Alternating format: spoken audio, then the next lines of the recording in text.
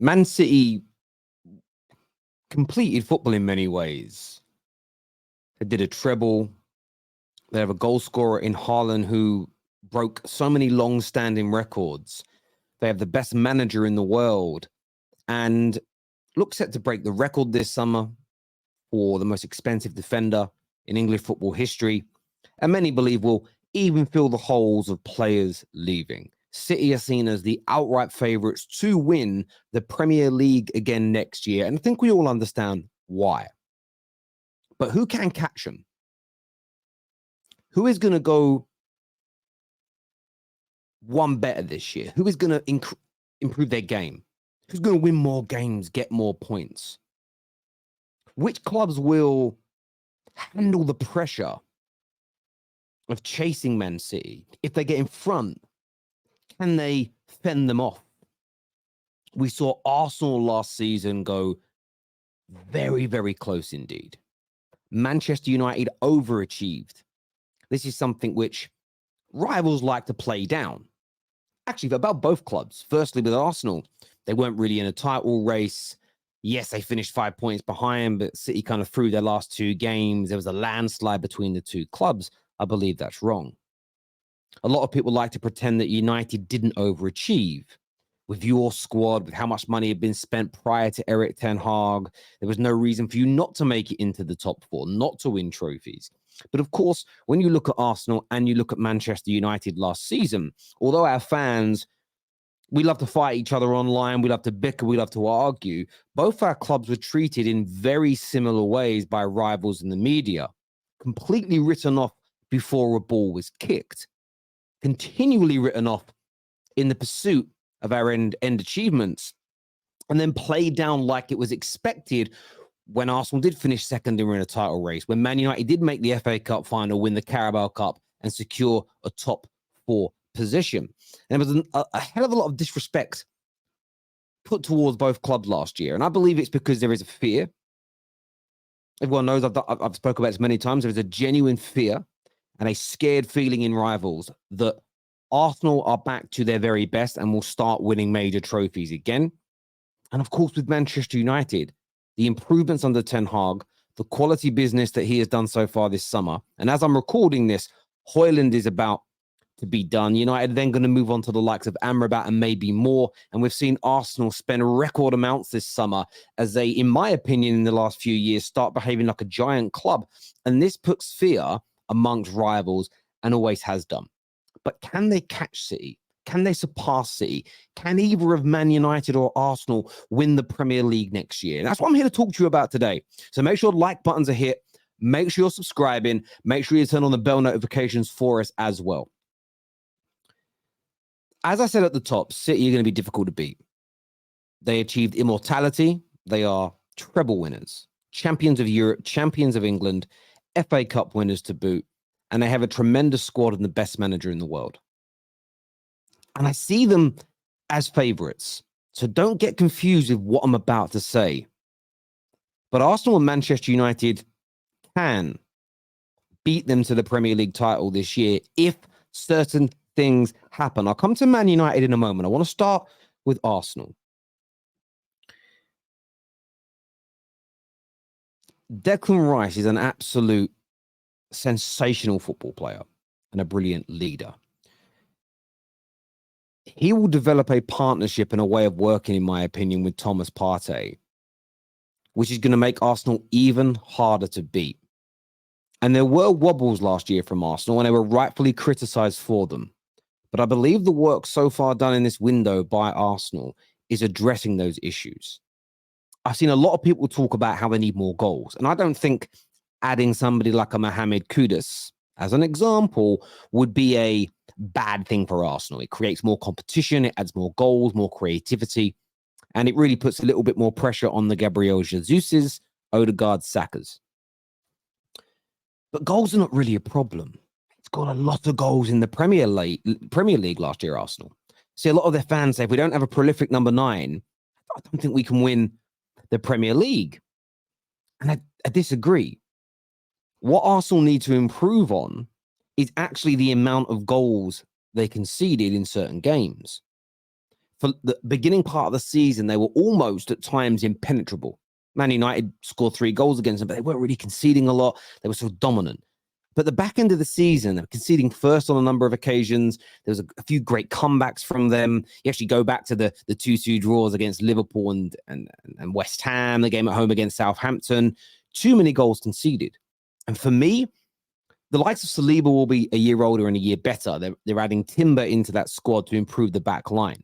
I think more of Kiwior will be seen this year as well. But Declan Rice and Thomas Partey in that middle, creating a relationship, sometimes playing together, sometimes just one of them, having one as an option from the bench on certain occasions, being able to cope without Thomas Partey if he's injured because of Declan Rice is going to be the key difference.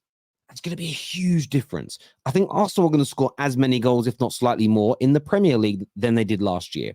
I think Martinelli and Saka have more goals in them. Gabriel Jesus, if fit, I think will score more goals. I even think Kai Havertz will pop up with anywhere between sort of 8 to 12 goals for Arsenal this campaign.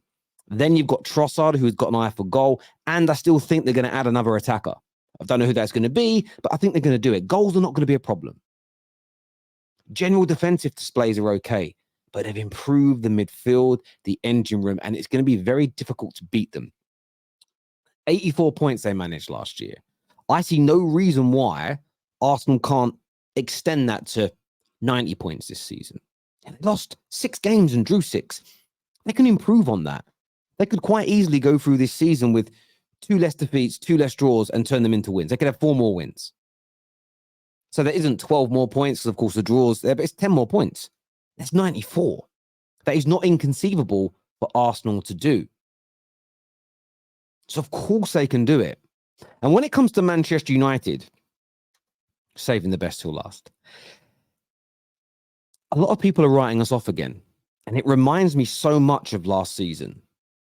And what I love about being written off from even making the top 4 will become May when Man United do finish inside that top 4, top 5, do qualify for the Champions League again, possibly even with another trophy in hand, more points, more wins, and another improved season.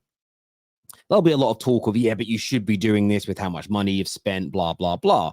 That energy never exists for Man United at the beginning of the season. Nobody ever predicts good things for us based on the quality of our squad. They always predict us to do badly and then say, well, you should be doing it with your quality of squad at the end of the season. It's a very backwards way to look at football. It never gets called out by the media, but there we go.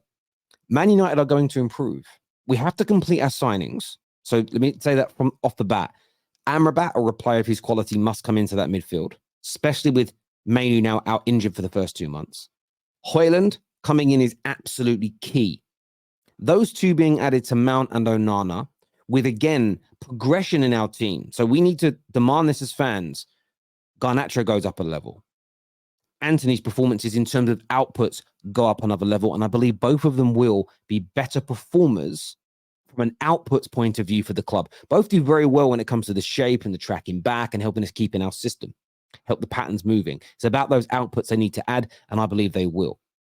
The shoring up of the midfield with Amrabat and Mount being added into it, better quality on the ball than McTominay and Fred, more energy than McTominay and Fred, more legs than McTominay and Fred, and of course, Christian Eriksen hopefully being used in a more advanced role as kind of cover for Bruno Fernandes, and even him being given some time away from first team action to keep the energy in his legs, because he often gets burnt out so much throughout a season because he's used so regularly.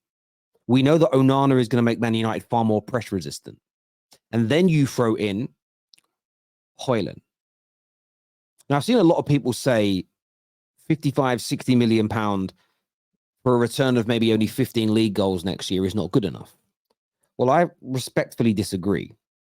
I think Højlund scoring that amount of goals year 1, and maybe 20 plus in all competitions, is a very good return. You don't judge a player's transfer fee in his first season. You look at his body of work before he leaves the football club. So we're not going to be hyperbolic and go over the top on that. But I think he'll help us score more in general. Having a fit, healthy, quick, powerful, and technically gifted number 9 as a focal point helps our shape, and it will bring the Anthony's, Sancho's, and of course Rashford into the game on a more regular basis. We missed that out-and-out number 9 in so many games last year. We tried it with Veghorst, but didn't have the touch, didn't have the hold-up play, didn't have the footballing ability. It's all we could afford at the time, and Ten Hag was very much hamstrung by it. But that will be a massive area of improvement. And in my personal opinion, 75 points Man United accumulated last year, 6 draws, but 9 defeats. I believe there will be a big reduction in that also. I believe we'll lose at least 3 less games. And I think we'll draw a couple of games less. You add that all together, it's 9 points if we win those. If we win those 3 defeats get turned into wins, and an additional 6 points if those draws. 4 points if those draws happen. There you're looking at an additional 10 points minimum. 10-point minimum improvement, getting around that 85 mark, puts Man United, in my view, in and around that title race. Because I don't believe anyone's going to win the Premier League next year with any more than 90-odd points. I think 90 points, maybe 91, 92 is going to be the total that any team can achieve next year due to the higher quality of teams in the league. So when people ask me, how do I think Man United and Arsenal are going to do? Look, by the end of the transfer window, my mind may have been changed ever so slightly. United could land a Harry Kane. Arsenal could land a brilliant player that we all think is a game changer. City could do a madness and bring in a Kimmich or somebody of that kind, go and break the bank and sign Rafinha. And I'm making this up to prove a point that something like that may make you change your mind. City right now are my favorites. Arsenal second favorites. But I do believe Man United, with the business we've done, have an outside chance of winning the league. A very big outside chance. We are going to close the gap, though. We are going to improve. And I think both teams are going to be scarier, more dangerous and potent for their rivals this year. But I want your opinions on this, people, in the comment section below now. Make sure you like the video as well. Make sure you are subscribing to the channel. Take care. Goodbye. God bless. And I'll see you all again soon.